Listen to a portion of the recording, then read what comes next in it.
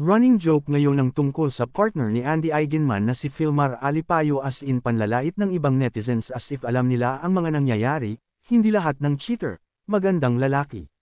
Kalakip ng nasabing joke ang photo niya at ng girl na naging popular, si Pernilla Schuh, isang Swedish underwater photographer at nalilink ngayon sa fiancé ni Andy.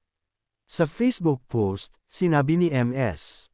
Pernilla matapos kayugan ng Banshurst, "I'm sorry guys, but don't forget that I love Philippines, Anya."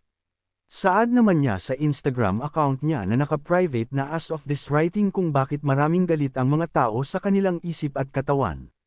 Nasasaktan daw siya, malalim ang sugat, "I just don't understand why some people have so much hate in their minds and bodies.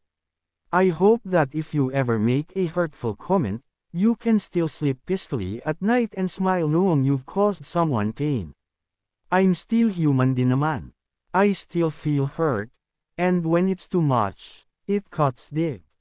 Dagdag pa niya, "I hope you never become the reason someone cries themselves to sleep or questions their worth asking why they weren't good enough."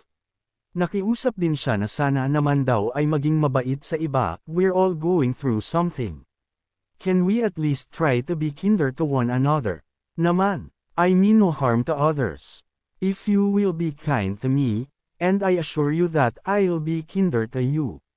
Never judge someone without knowing the whole story. You may think you understand, but you don't." Kabilang nga sa mga natanggap niyang bashang ay sana ay ipadeport na lang siya pero matagal na pala siya sa bansa, since 2013. Isa lang naman ang medyo malaman na post ni Andy kahapon, "They play victims in crimes they committed."